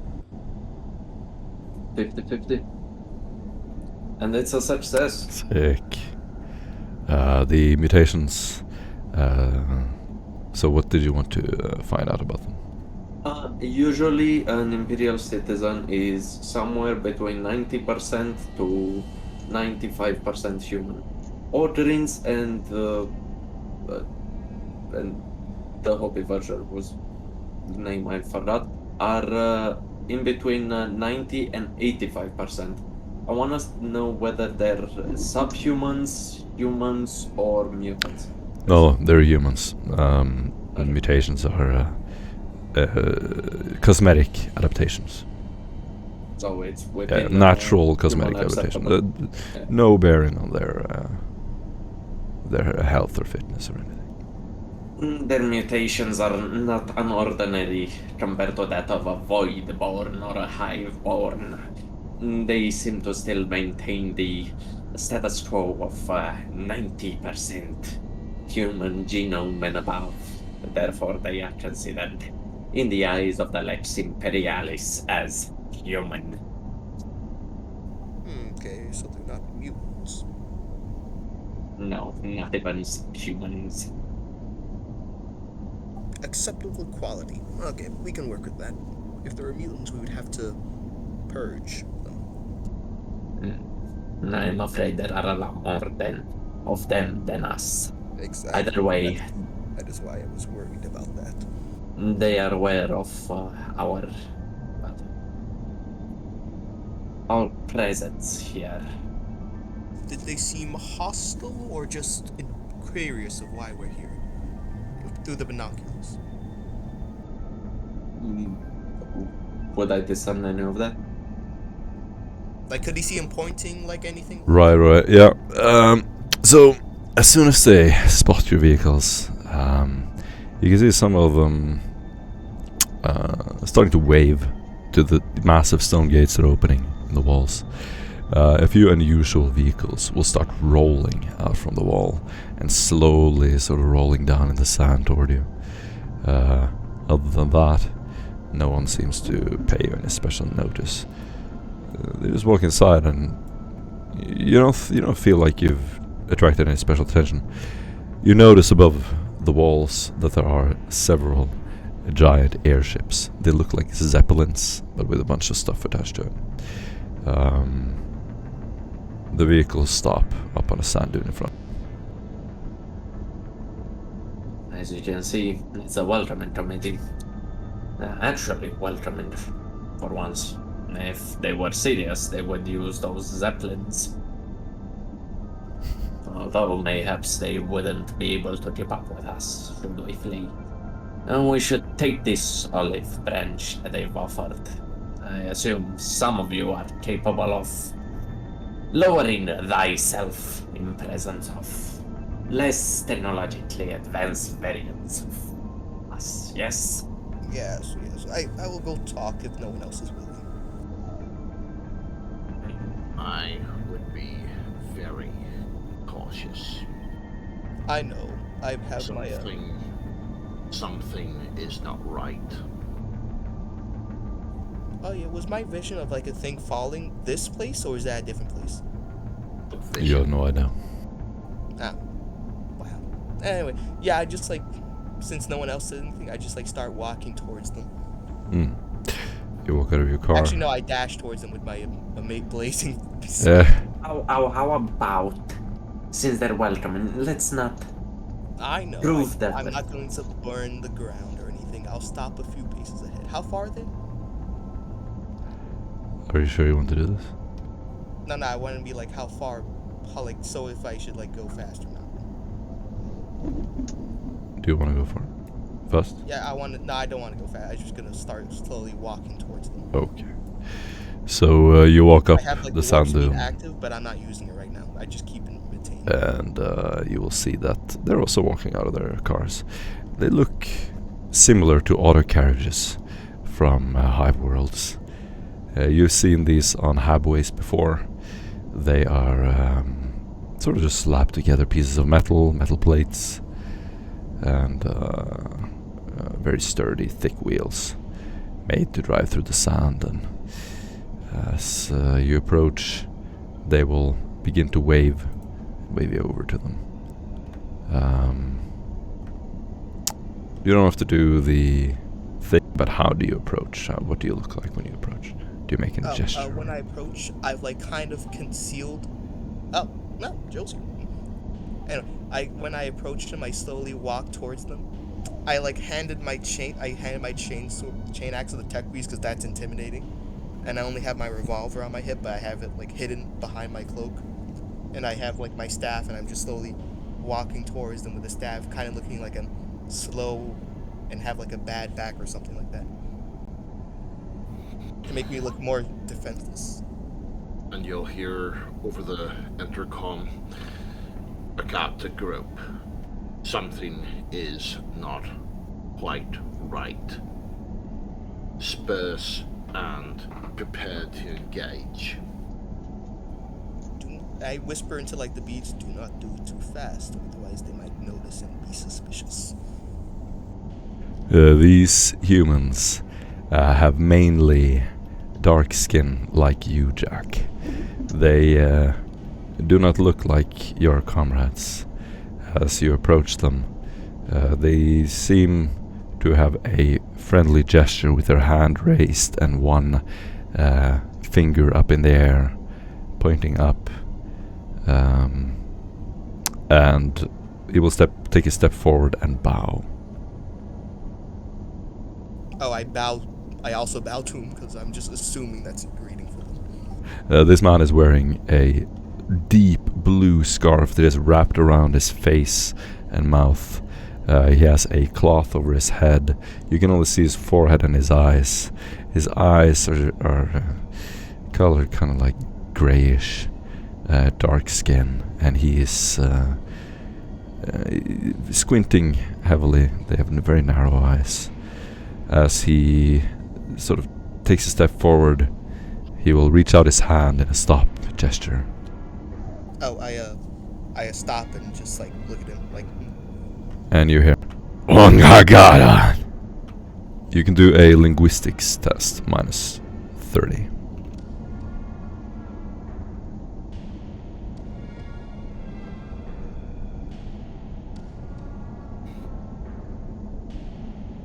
I only have low. Do I just roll against linguistics? Yep. Okay. This is a dialect of Low Gothic.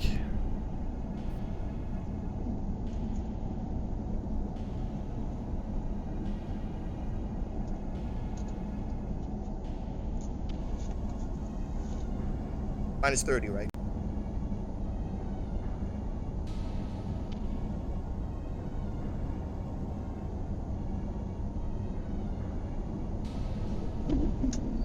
Do you want to reroll?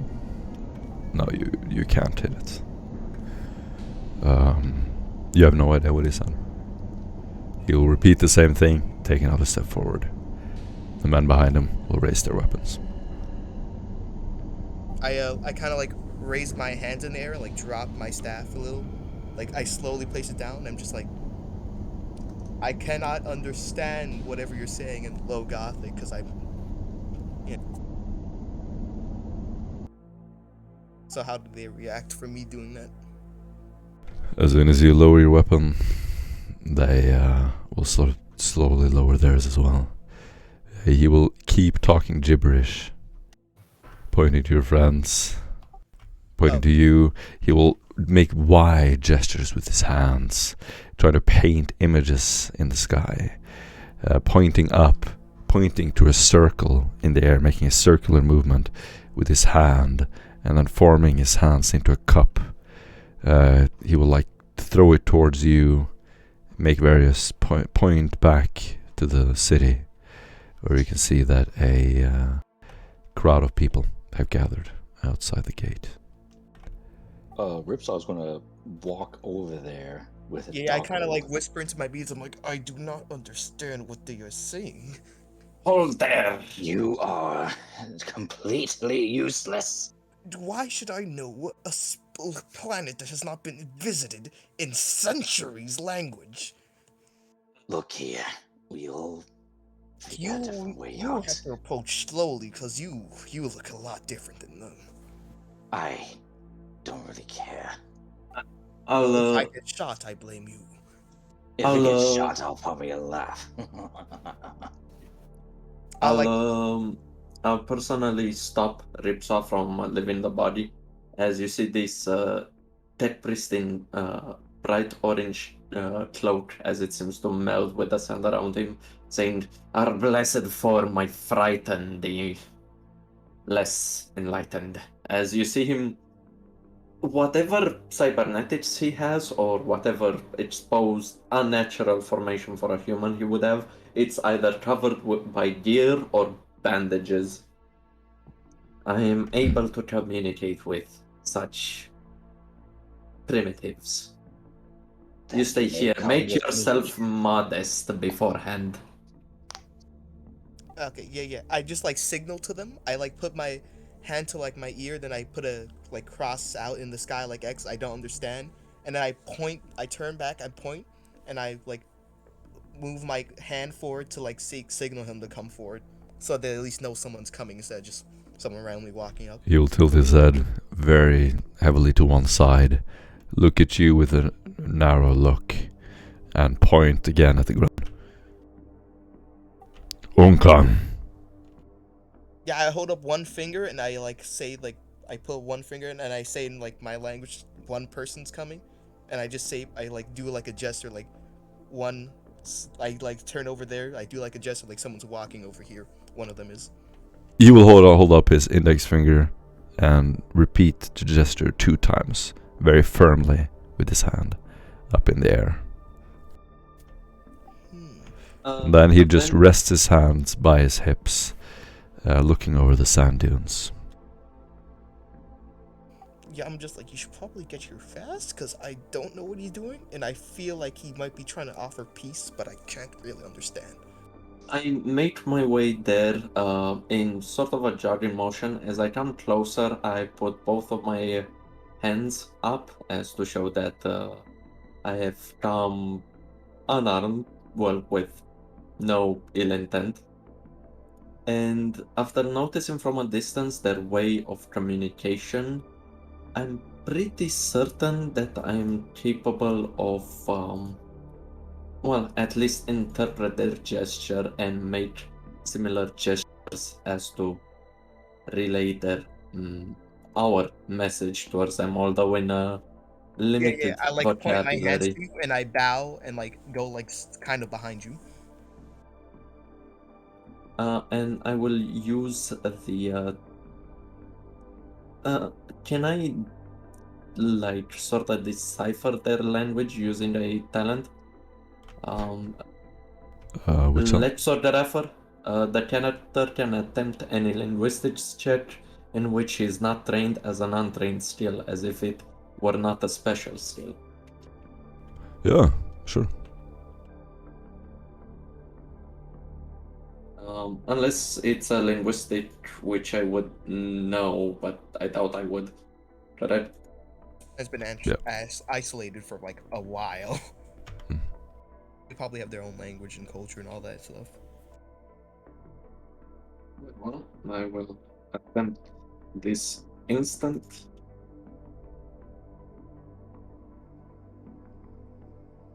Wait, it's a derivative of low Gothic? Yeah. You can basically assist me by Matthias will ask what gestures did he do, what expression did he have, like that. You just look like you're constipated. Focus. Yeah.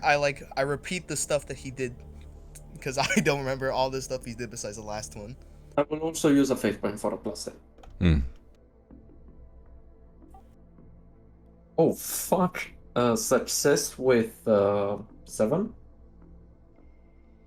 Nice. The man standing in front of these unusual-looking cars will like lean down, like he's intensely listening as you begin to speak.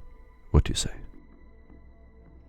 Well, I'm just the intermediary, so you say. Oh, I tell I tell him to say, "We've come." I tell him to ask what he was saying before, because I didn't know what he was saying when he started talking. Well, what comes out from with Matthias's gesticulations and some noises that seem to be their language, they would perceive it as being similar to talking with a child with limited knowledge of their language, but communication is possible, but however limited. It will be like a child asking, "Can you say again?" Hmm. And you now understand their language. Roughly. If they using complex words, I would assume it will be harder for me to understand. He will begin to say, ah, ah, ah, He will nod, and then he will wave to the gate several times. You see a small group of armed men. They seem to be carrying weapons. They look almost like rifles. They're dressed in cloth from top to bottom.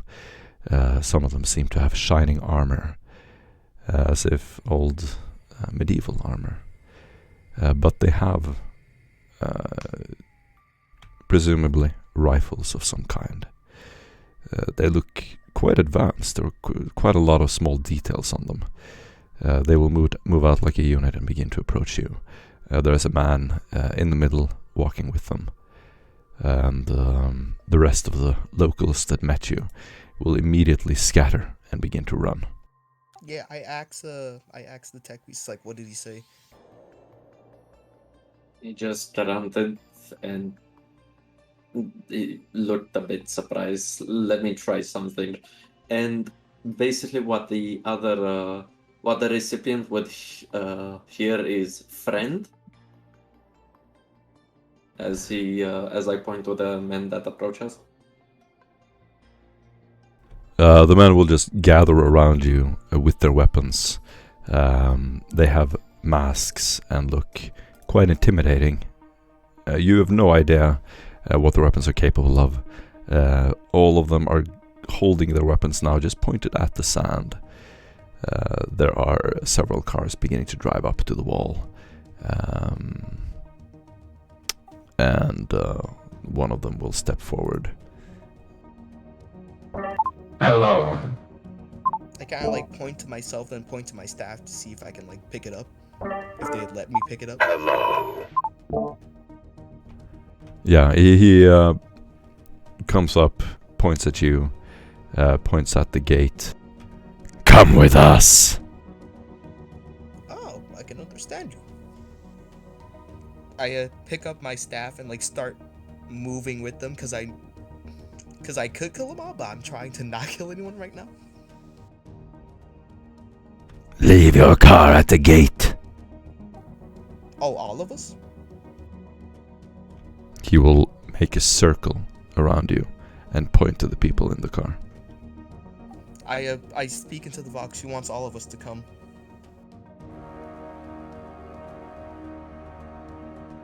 So did you find out about his language? This one can speak at least low Gothic. This one can.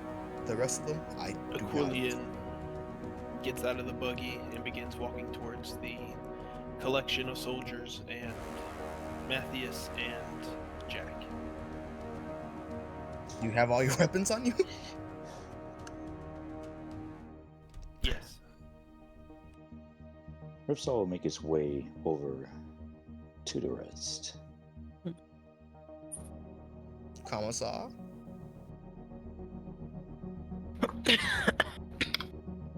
He will be walking along with Aquilian and what he called will unbutton his bolt pistol holster. One thing Ripsaw will do will just walk up behind the Commissar, tap him on the shoulder, and just whisper, "Commissar, do you mind if I modify your armor real quick?" I don't think this is really the time for it. Maybe later. I assure you, it will be a decent investment. They're gonna sit and look at everyone else and go, well,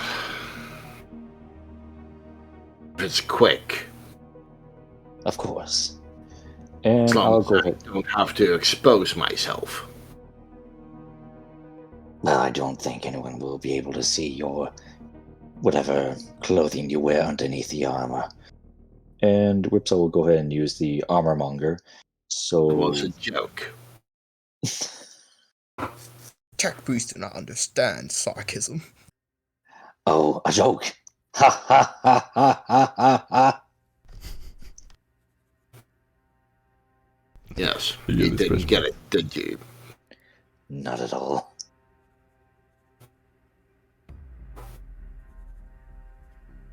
But I've been told that saying ha several times puts guardsmen at ease.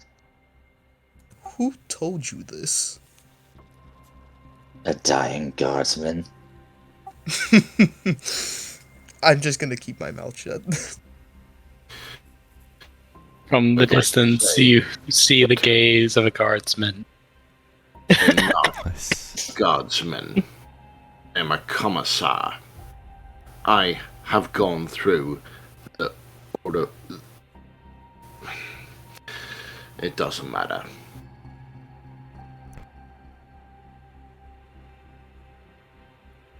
Which you'll have to do. Very well. Don't squirm. As I start, like, just my mechadendroid start modifying your armor little bits here and there as we're walking. Nice. So do you guys want to leave the vehicle and walk in the gate? Yeah. You can do whatever you want. Okay, that's yes. They Oh yeah, could. Mhm. this entire time I'm still maintaining my word speed because it's a free action because I don't trust them at all and I'm ready to dash at any moment. Awesome. Yes.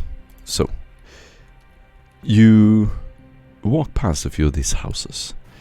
You'll notice that the people outside have strange-looking mutations. They have these things around their head. They look very unusual. It's just an illustration. As you enter the gates and walk inside, you can see that the people are different. There seem to be different regions here with very different looking people. You assume, those of you who have nature knowledge, that these are adaptations to the extreme environments on this planet. And everything from what you would see home on Terra to what looks like underground dwellers completely pale in a hive world to people who look almost like you. And the city is full of people. They will begin to flock around you, people dressed in everything from rags to extravagant fur and leather coats, metal armor.